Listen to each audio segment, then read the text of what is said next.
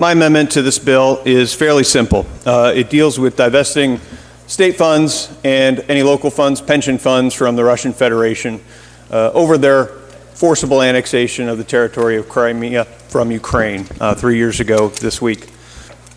This illegal annexation of Crimea is an affront to the Western world.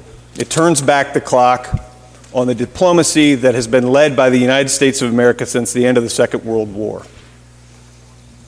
Since this annexation happened 3 years ago, Russia has only become more brazen.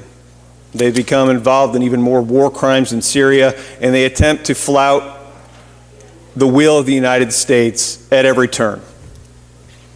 I think we need to take a stand and do the important thing of not just divesting for political reasons, but because simply putting our money into the same pool as Russian money invites corruption.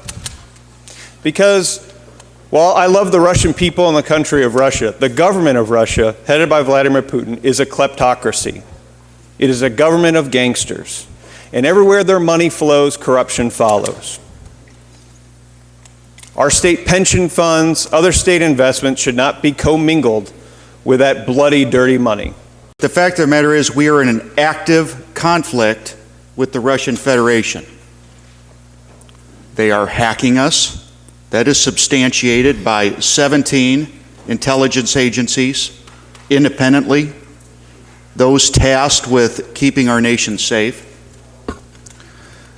They are also demonstrated actors in undermining the current international order, destabilizing the United States of America, and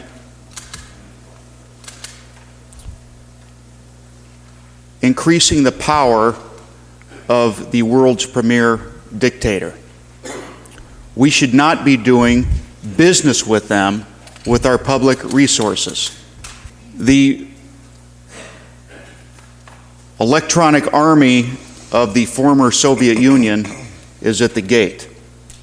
The amendment would send a clear message that the State House in Indiana stands firmly against the intrusion of the Russian government. At this time in particular, when the United States government seems entangled in every possible way with the Russian government, what better way for the state of Indiana to do its small part and send a message that we will not commingle our money with blood money?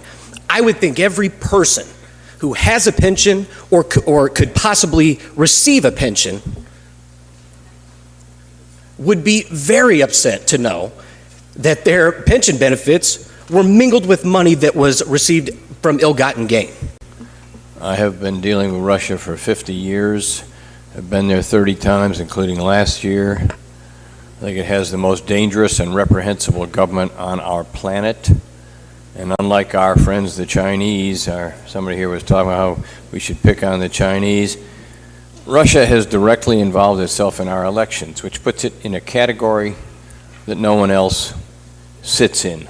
We still have almost a month left to clean up any provision or to address any unintended consequence that may come from this language. But we're running out of days to take a stand and to let folks know, not only in this state but around the country, that foreign direct investment of Indiana dollars in Russia is not acceptable and will not be supported by this body or our colleagues across the hallway. I did not offer this as a Democrat. I offered this amendment as an American.